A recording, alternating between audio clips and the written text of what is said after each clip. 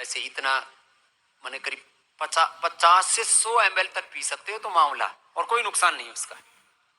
आंवल की रसायन में तो 100 आंवले एक साथ खाने के लिए बोला गया है, लेकिन धीरे धीरे उसकी प्रैक्टिस की जाती है। तो कहते हैं आदमी 400 साल तक जी सकता है आंवल की रसायन का प्रयोग करके। चरक संहिता में शुरुआत में लिखा हुआ है, रसायन प्रकरण में, आप पढ़ लेना।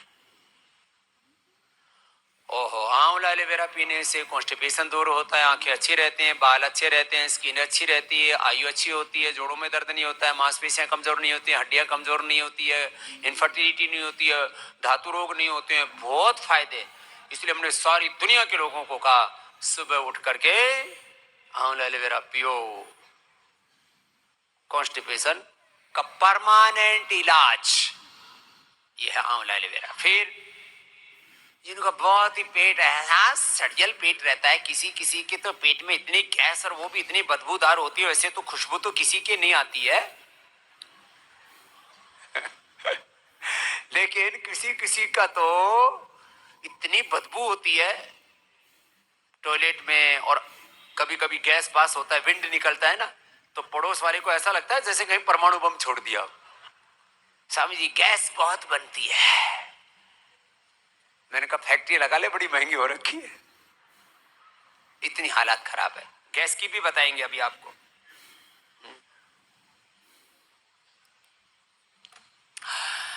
सुबह उठ करके गोमूत्र पियो। गोमूत्र के फायदे सुन लो। गोमूत्र पीने से अर्थराइटिस अच्छा होता है, टॉक्सिन्स, ऑक्सीडेंट्स, ईएसआर बढ़ा हुआ, ईएसओ बढ़ा हुआ, आर फैक्टर बढ़ा हुआ, जितने भी यूरिक एसिड बढ़ा हुआ, जितनी भी गंदगी शरीर में बढ़ी हुई पूरी की पूरी क्लीन हो जाती है। अब बताओ, मैंने कई लोगों के उदाहरण दिए इसमें। एयरपोर्ट पर मेरे एक पुंडीर है, वो मेरी सेवा में रहता है उधर, जब मैं जाता हूं तब उसको घुटनों में दर्द होता था। पहले कई तरह के इलाज उसने कर लिए, फिर मैंने कहा तो ऐसा कर, तू गोमूत्र पी ले, तू शुद्ध हो जाएगा। गोमूत्र पिया, फिर वापस में 1 महीने बाद फिर दोबारा एयरपोर्ट में मिल गया। मैंने कहा पुंडीर क्या हाल है? बोले समझे अब तो पुराना हो गया, जैसे बचपन में था 20-25 साल में, अब तो 25 साल पीछे होगी मेरी उम्र। मैंने कहा क्या किया? बोले गोमूत्र आपने बताया था, 3 सीसी पी ली मैंने।